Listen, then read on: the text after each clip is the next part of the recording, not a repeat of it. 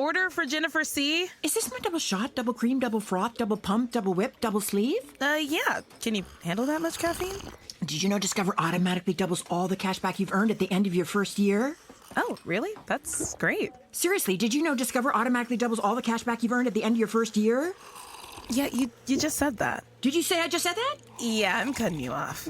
I can't have any more? Why not? You earn, we match. Discover Cashback Match. See terms at discover.com/creditcard.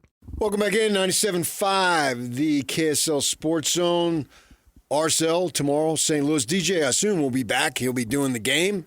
He'll be back on the show on Monday. Joining us now is the coach, the manager of RSL, and that's Pablo Mastroeni. Good morning, Pablo. Morning, PK. How you doing, bud? I'm doing great. You know, I have to laugh as I hear my neighbors and everybody else whine about how hot it is. Pablo, man, do they really know how hot it is? Oh, man. Phoenix is melting right now, PK. I'm talking to my family, and they're like, man, it's a blow dryer sitting outside. Yeah. And see, here, when you talk about being in the teens, that means it's really cold. There, when you talk about being in the teens, that means it's really hot. Yeah, and the 20s and all that other stuff. It's bananas. Yeah, and you guys are going to St. Louis, and so it's going to be cooler, obviously, than it is here, 72. But what about the humidity? And you've played soccer your whole life. You rather play in high temps and low humidity, or vice versa? What is it? No, I'd rather play in the dry heat and high temps versus humidity. And obviously it's because you're just losing a lot of electrolytes, a lot of water. And I was always a bit of a cramp-prone athlete, and that just exacerbated the effects of that. So where dry, it's just the sun's just beating you up, but it's not as bad. But the humidity is and that lends itself to, you know, the tactical application that we have to apply is we just can't be we got to be really efficient with our movement as a collective in order to make sure that we have energy to endure, you know, that type of climate. And whereas like the teams in Houston, teams in, you know, St. Louis, they've adapted, they understand these things, and they've adjusted. I think when you go from dry to that type of, you know, humid conditions, it hits you in the face. And so those are some of the things that we've been working on tactically to deal with the weather that we're going to face. Right. And you hear, like in other sports, or maybe even in yours, if you're going to go in, the place is going to be loud.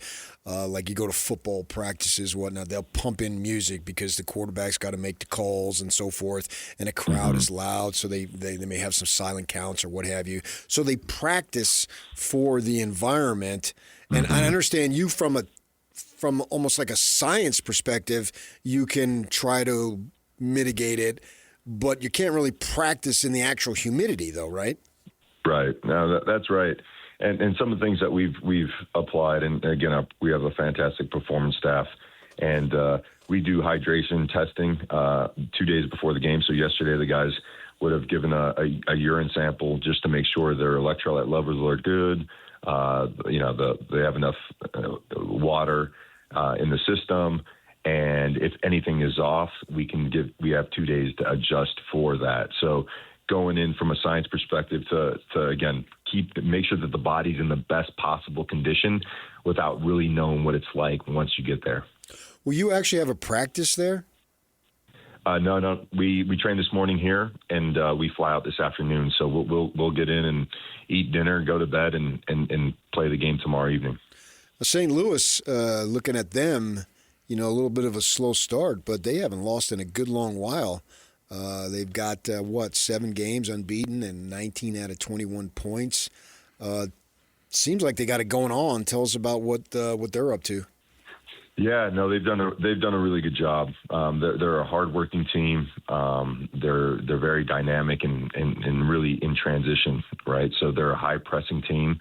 And some things that we've been working on is how to bypass the press and really flip them. You know, they take a lot of risks defensively, and it's paid off where they're scoring a lot of goals from those moments where they win the ball higher up the field. So tactically for us, it's really understanding what they're trying to do and trying to flip their script and be dangerous as well. And then also, like I alluded to, is, you know, they're a team that is also good in possession, and they like to break teams down. And so as far as being more efficient with your energy. How can we be in a good block to minimize the energy spend, but also be aggressive, because we've been really good in transition this year. And so it's kind of a chess game tomorrow. And, I think, we've played some good games in the last couple of games, and unfortunately the results haven't gone our way. And there's been some different scenarios that affected those.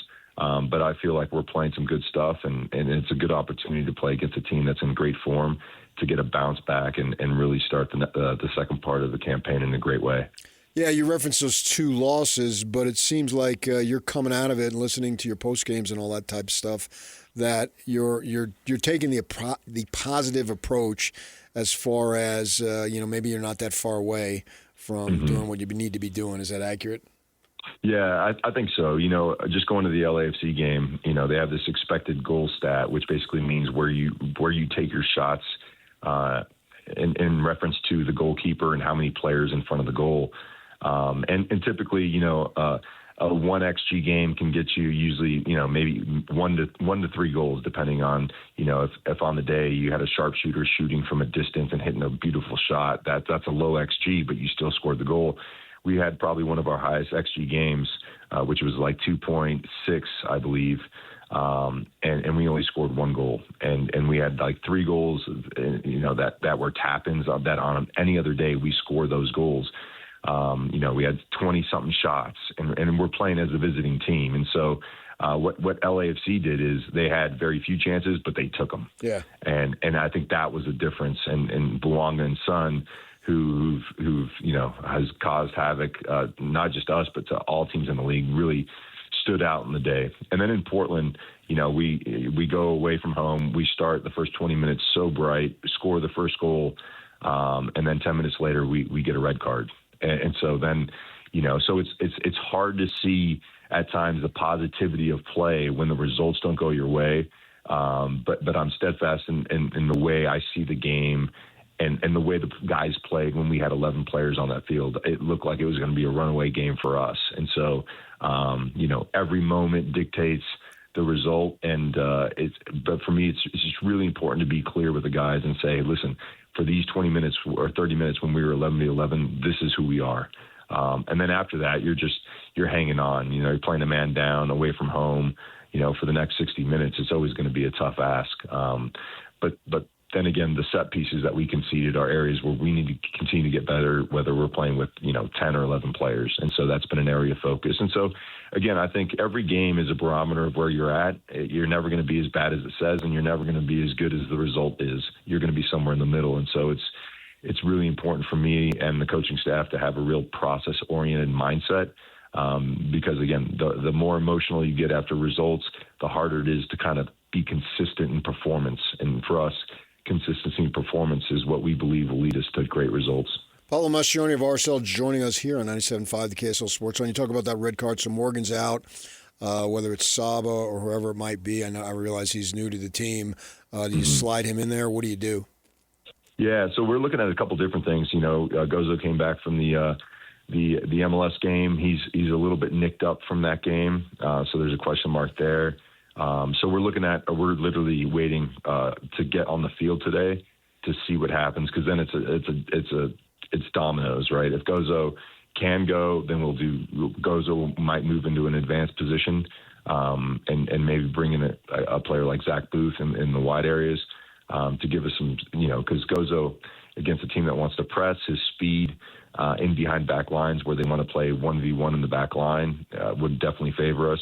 But if Gozo can't go, then we have to look at a couple different options, given that Morgan's also out. So it's going to be, we're literally waiting until the start of training to see how Gozo goes, and then from there we'll decide the best way to go. So we have some options.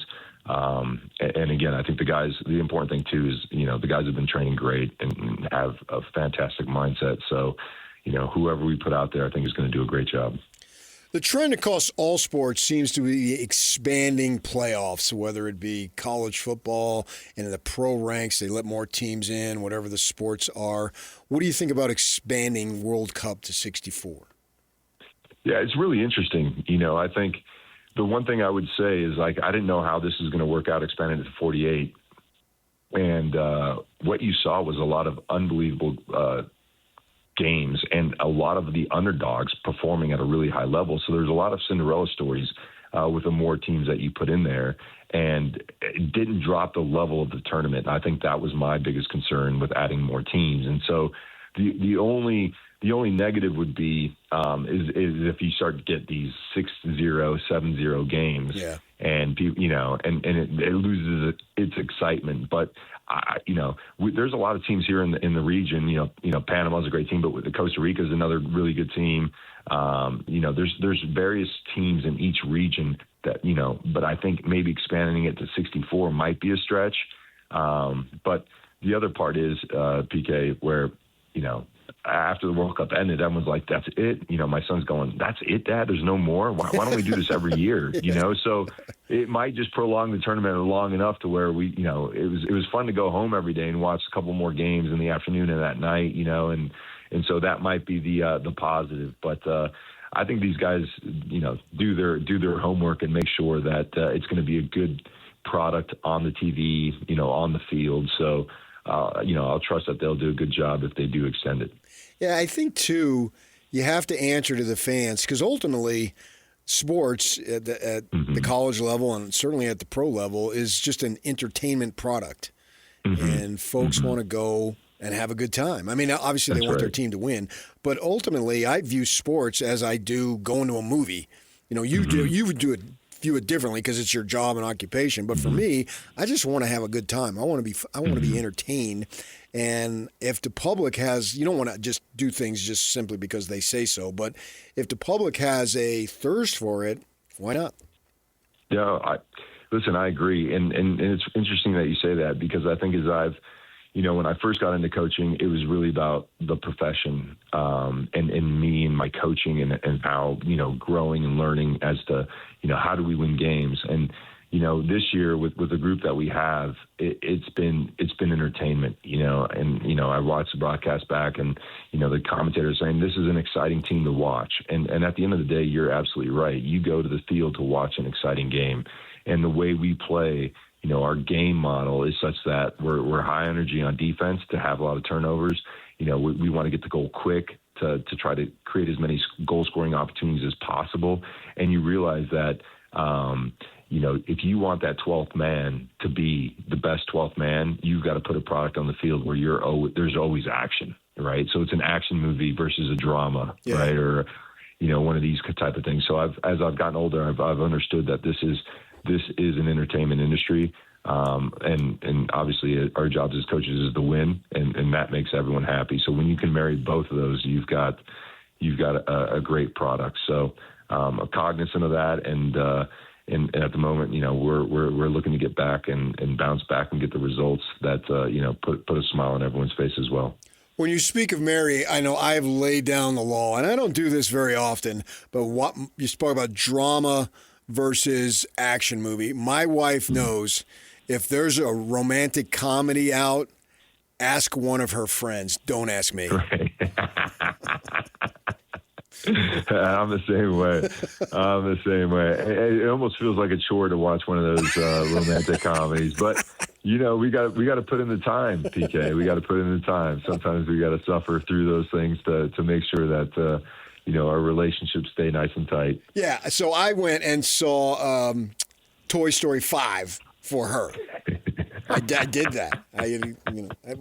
I don't know that You're a good man. I would have gone on my own. Man. I may have dozed a scene or two, but I just make sure that I act like I catch enough so I can talk to her about it afterward.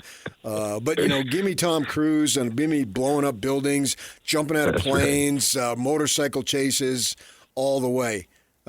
I'm okay with that. But the rom-coms, I got to draw the line. Yeah, it's so funny. That's great stuff. All right, well, good luck tomorrow. We'll talk to you again down the road. Thanks, PK. Sounds great, bud. Thank you. Okay, that's Pablo Mastroeni, RSL coach, head coach. He and I,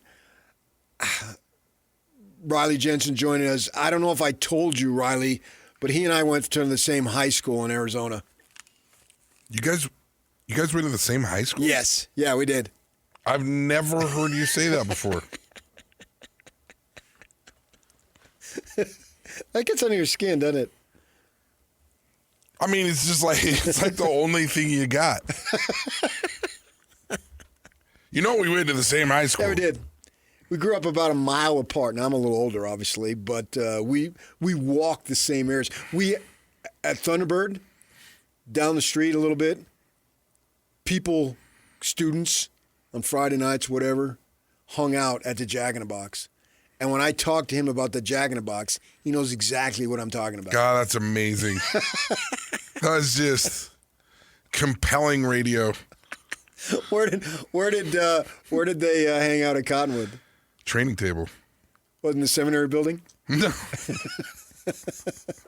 Training table? No, training table after games. The old training table right there across from the old Cottonwood Mall. It's all gone now. Everything's gone. Oh, the Cottonwood Mall. I know. It's been. I know, but training table's gone. Everything's gone. Yeah. Well, my high school memories, they're trying to erase everything. And on Thunderbird Road, which is why the school's named there, at about 20th Avenue or so, the Jack in the Box is still there. Yeah, see, I mean, they got the high school, they got the Jack in the Box where everybody hung out. Yeah, and they probably still hang out there. Some traditions remain. Right. They're I etched in your mean, heart Thunderbird. forever. If you went to Thunderbird High School, you were somebody. Got to go to break. 97.5, the KSL Sports Zone.